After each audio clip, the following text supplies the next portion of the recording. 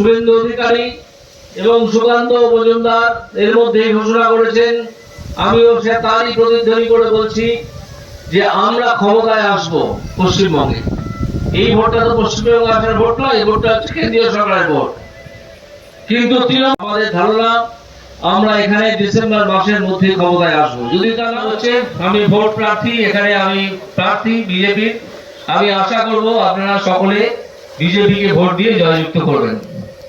আমার এখানে বলার মতো সবচেয়ে গুরুত্বপূর্ণ একটাই কথা আছে, যেহেতু আমি অনেক মহিলাদের দেখছি, সেটা হচ্ছে যে তৃণমূল কংগ্রেস আপনারা জানেন চোর ছেচর ক্ষমতাবাজদের একটা দল। তাদের এখন তারা চাকরি চুরি করেছে, খাদ্য চুরি করেছে, সব চুরি করেছে, সন্দেশখালী করেছে। আপনারা জানেন সন্দেশখালীতে কি পরিমাণ অত্যাচার, মহিলাদের শ্লীলতাহানি, তাদেরকে যা যা করা যায় সব করেছে শাহজাহান বলে একটি লোক। এবং মমতা ব্যানার্জি সেই শাহজাহানকে এখনো পর্যন্ত সমর্থন করছেন। আপনারা জানেন তো সন্দেশখালীর ঘটনা, আপনারা জানেন তো। এইবার তাদের কিছু প্রচার করার নেই, বলার নেই, মানুষের সামনে কিছু বলার মুখ নেই, তাও তারা বলতে আসছে একটা কথা খুব গুরুত্বপূর্ণ জেনে রাখুন।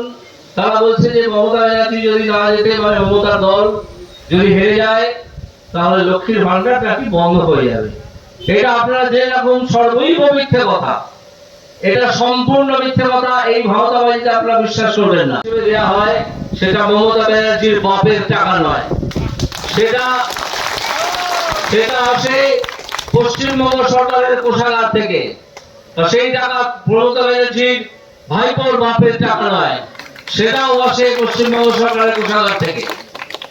পশ্চিমবঙ্গ সরকার থেকে যে টাকা আসে কোষাগার থেকে, এই 1000 টাকা বা 1200 টাকা, সেই টাকাটা আপনারা জেনে রাখবেন অত্যন্ত কম। সারা ভারতবর্ষে যেখানে যেখানে এই স্কিমটা চালু আছে, সরাসরি মানুষের হাতে টাকা পৌঁছে দেওয়ার স্কিম, সেখানে আসামে পায় 3000 টাকা, উত্তরপ্রদেশে এবং রাজস্থানে পায় 3500 টাকা।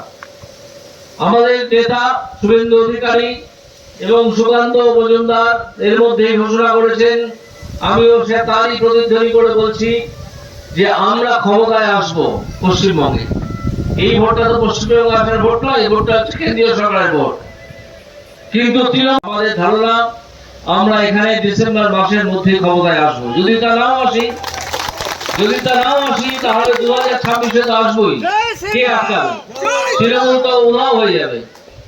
আমরা এলে এইখানে চালু করব অন্নপূর্ণার ভান্ডার।